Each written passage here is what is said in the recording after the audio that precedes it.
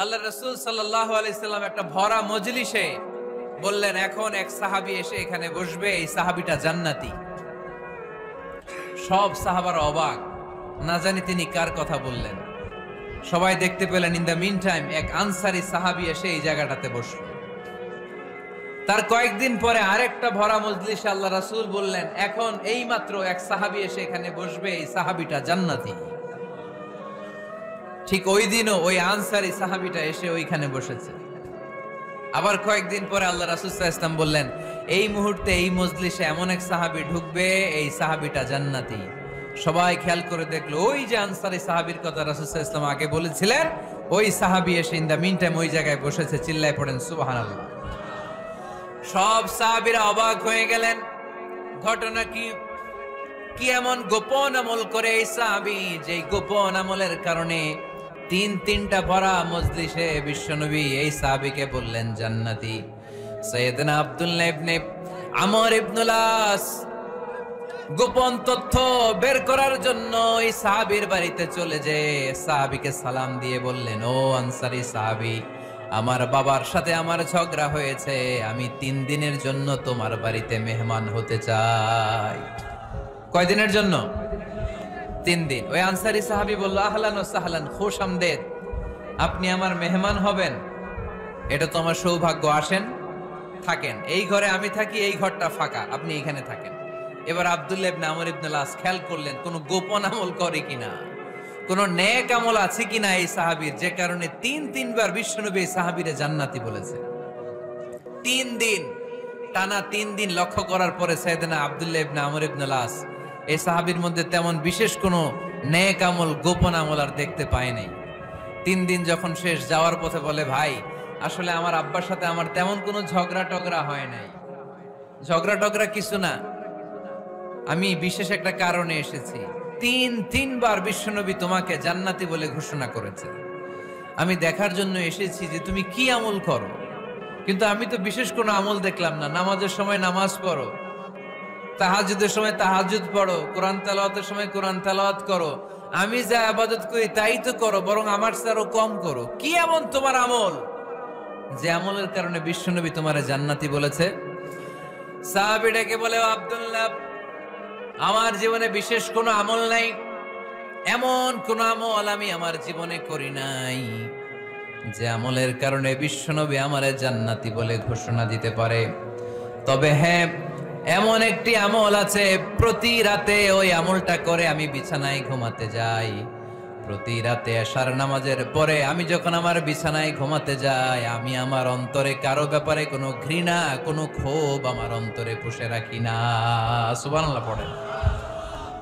কোনো ক্ষোভ, কোনো ঘৃণা, কোনো হিংসা, কারো ব্যাপারে অহংকার, জেলাসি, এগুলো অন্তরে নিয়ে আমি ঘুমাই না। আমি যখন ঘুমাতে যাই, আমি সবাইরে ক্ষমা করে দিয়ে, মাফ করে দিয়ে ঘুমাতে চলে যাই।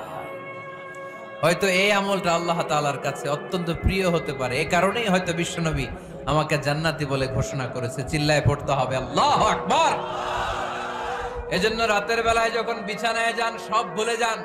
কে গালি দিছিল ভুলে যান, কে ঠকাইছিল ভুলে যান, কে অপমান করেছিল ভুলে যান, কার সাথে মারামারি হয়েছিল ভুলে যান। বিছানায় যাওয়ার আগে সবাইরে মাফ করে দিয়ে একটা প্রশান্ত আত্মা নিয়ে ঘুমাতে যান। ওই সাহাবীর মতো আপনারও জান্নাতি বানাবে কে?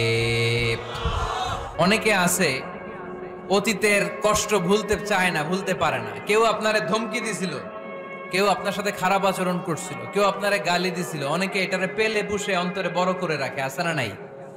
ভুলতে চায় না, মনের ভেতরে রাগ পেলে পুষে রাখা ঠিক না। মনে মনে কয়, তুই আমারে মারছিলি, আমি তোরে মারুম, তুই আমারে অপমান করছিলি ওই দিন, যদি একদিন সুযোগ পাই তোরে হতা এলামু। আছে না এরকম? সেই 20 বছর আগে আপনারে সে অপমান করছে, ওইটারে পেলে পুষে আপনি অন্তরে নিয়ে বয়ে বেড়াচ্ছেন। আর এই হিংসা, ক্ষোভ, যদি রাগ ভিতরে রাখেন, এটা আপনারা জ্বালায় দেয় ভিতরে, জানেন? আর যদি আপনি ক্ষমা করে দেন, একেবারে ঠান্ডা। জানেন এই ফর্মুলা আপনারা? এজন্য রাগ, ক্ষোভ, হিংসা কখনো অন্তরে পুষে রাখতে নাই। মা যাদাল্লাহু আবদান বিআফওয়িন ইল্লা ইজ্জান। কোন বান্দা যদি তার অন্য কোনো ভাইকে ক্ষমা করে দেয়, আল্লাহ তাআলা এই ক্ষমাকারীর সম্মান আর মর্যাদাকে বাড়িয়ে দেয়। আল্লাহ তাআলা নিজে ক্ষমাশীল, তিনি ক্ষমা করাকে পছন্দ করেন, তাই আমাদের বেশি বেশি ক্ষমা করা দরকার। এজন্য এখন কেউ যদি আপনার সাথে খারাপ আচরণ করে, আপনার উপর জুলুম করে, অন্যায় করে, কি করবেন? মাফ করে দিবেন। মাফ করতে রাজি আছেন তো? আচ্ছা, সবাই বুঝে শুনে উত্তর দেন। আল্লাহ পাক আমাদের সব গুনাহগুলো ক্ষমা করে দেখ, আমরা চাই কি চাই না? আল্লাহ আমাদেরকে মাফ করুক, আমরা চাই কি চাই না?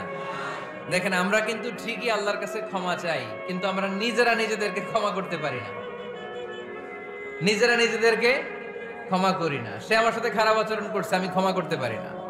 ও আমারে গালি দিছিল, আমি ক্ষমা করি না, কিন্তু আমি কিন্তু ঠিকই আল্লাহর কাছে ক্ষমা চাই। মনে রাখবেন কিশোরগঞ্জের ভাইয়েরা, আল্লাহর কাছ থেকে ক্ষমা পেতে হলে আগে ক্ষমা করতে হবে। ঠিক কিনা বলেন? আল্লাহর কাছ থেকে ক্ষমা পেতে হলে আগে কি করতে হবে? ক্ষমা করে দিতে হবে। ইন্নাল্লাহা আল্লাহুম্মা ইন্নাকা আফুন তুহিব্বুল আফওয়া ফাআফু আন্নি। হে আল্লাহ, আপনি ক্ষমাশীল, আপনি ক্ষমা করাকে পছন্দ করেন। আল্লাহ, আপনি আমাকে ক্ষমা করে দেন। কদরের রাত্রে আমরা এই দোয়া করি না যে আল্লাহ আপনি ক্ষমাশীল, আল্লাহ আপনি ক্ষমা করাকে পছন্দ করেন, আল্লাহ আপনি আমাকে ক্ষমা করে দেন। আল্লাহর কাছে আমরা ক্ষমা চাই, কিন্তু আমরা নিজেরা নিজেদেরকে ক্ষমা করতে পারি না। আপনি যদি মুত্তাকি হতে চান, আগে মানুষকে ক্ষমা করতে হবে। রাজি আছেন তো? আল্লাহ রাসূল সাল্লাল্লাহু আলাইহি ওয়াসাল্লাম যে কোনো পরিস্থিতিতে, যে কোনো অত্যাচারের বিপরীতে তিনি ক্ষমা করে দিতেন। সুবহানাল্লাহ পড়েন। আপনারা উঠা বসা করতেছেন কেন? দোয়া করে দেই না? এখনই দোয়া হয়ে যাবে, বসেন। এখনই দোয়া করে দিচ্ছি। কষ্ট হচ্ছে আপনাদের, আমি জানি, অনেক গাদাগাদি, না বললে তো হবে না। এখানে অনেক কষ্ট হচ্ছে আপনাদের। মুত্তাকিদের 5টা বৈশিষ্ট্যের কথা বলেছিলাম, কয়টা? 1 নম্বরে দান করে, 2 নম্বরে রাগকে কমায়, 3 নম্বরে কি করে দেয়? ক্ষমা করে দেয়, মাফ করে দেয়। এজন্য মাফ করার বৈশিষ্ট্য অর্জন করতে হবে। প্রিয় ভাইরা, আমরা অনেকেই অন্যের ব্যাপারে অনেক তিক্ত অভিজ্ঞতা, আমারে গালি দিছিল, আমারে ঠকাইছিল, এগুলো ভুলতে পারি না। আছে না নাই?